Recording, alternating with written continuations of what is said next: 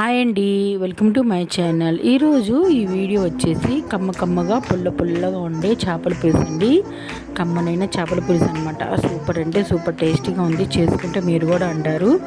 చేపల పులుసు కోసం నేను కానగంతులు తీసుకున్నానండి. వాడికి బాగా ఉప్పు, కారం, అల్లం వెల్లుల్లి పేస్ట్ వేసుకొని 1 గంట నానబెట్టాను అనమాట. అలా నానబెట్టడం వల్ల చేపల పులుసు చాలా అంటే చాలా బాగుంటుంది.